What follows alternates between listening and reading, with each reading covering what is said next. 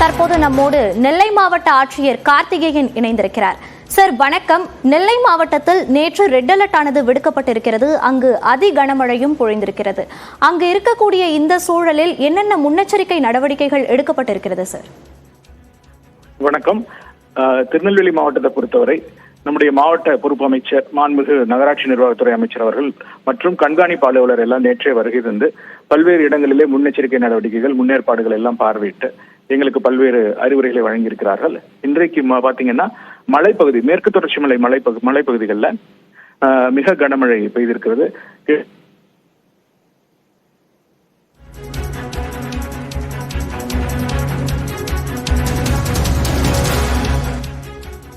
மாதிரி இடங்கள்ல ஒவ்வொரு பகுதிகளிலும் சராசரியா ஒரு 15 சென்டிமீட்டர் அளவிற்கு பெய்திருக்கிறது. இன்னும் முழு நிலவரம் இன்னும் ஒரு மணி நேரத்துல 24 மணி நேர நிலவரம் தெரிய வரும். இது மாவட்டம் முழுவதும் எல்லா பகுதியிலும் ஏற்கனவே அணைகளுடைய கொள்ளளவு சுமார் 40% அளவுக்கு தான் இருக்குங்கிறதுனால அணைகள் இருந்து 1500 கன அடி தண்ணீர் மட்டுமே வெளியேற்றப்படுகிறது.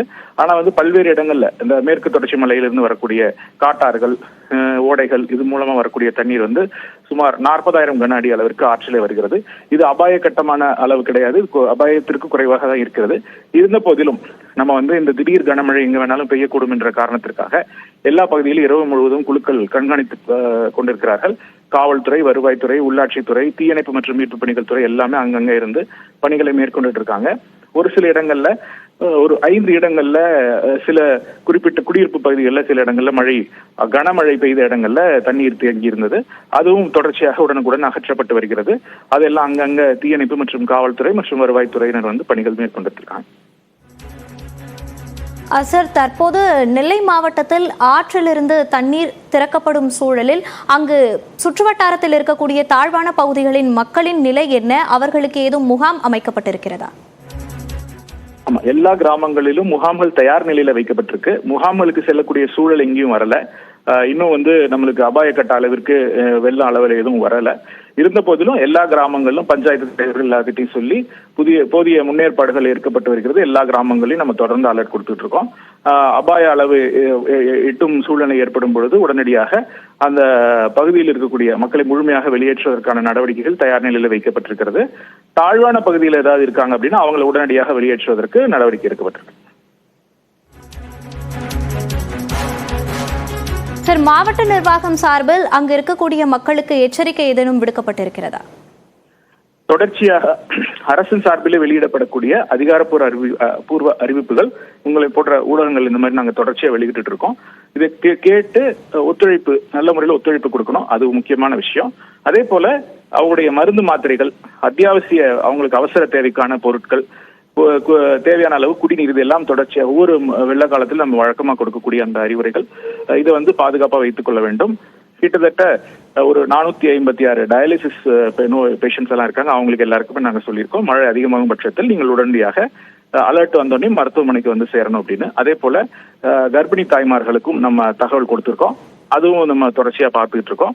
அதே போல வல்னரபிள் பீப்புள், அதாவது மக்களை தேடும் மருத்துவம் திட்டத்துல ஸ்ட்ரோக் அந்த மாதிரியான பாதிப்புகள், கேன்சர் பாதிப்புகளால வீடுகளிலே சிகிச்சை பெற்று வரக்கூடியவர்களுக்கும் நம்ம முன்னெச்சரிக்கையாக அவர்கள் தேவைப்பட்டால், தாழ்வான பகுதிகளில் இருப்பவர்கள் எல்லாம் நம்ம தேவைப்பட்டால் முன்கூட்டியே மருத்துவமனைக்கு சேர்ந்துக்கலாம் சொல்லியிருக்கோம்.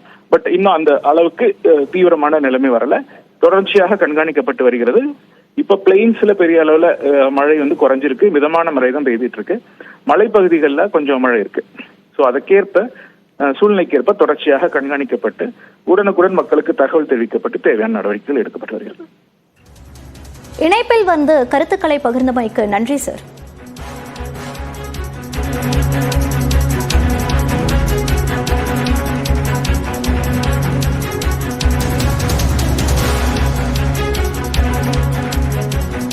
நெல்லை உள்பட தென் மாவட்டங்களில் கனமழை பதிவாகி உள்ளது. தாமிரபரணி கிளை ஆறுகளில் நீர்வரத்து அதிகரித்திருக்கிறது. தற்போது கிடைத்திருக்கும் முக்கிய செய்தியை பார்த்து வருகிறோம்.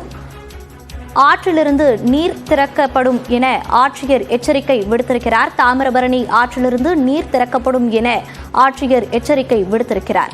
மழைநீர் காரணமாக சுத்தமல்லி அணைக்கட்டுக்கு 41,000 கன அடி நீர்வரத்து உள்ளது. தாமிரபரணி கிளை ஆறுகளில் நீர்வரத்து மேலும் அதிகரிக்க வாய்ப்பிருப்பதாக ஆட்சியர் தெரிவித்திருக்கிறார்.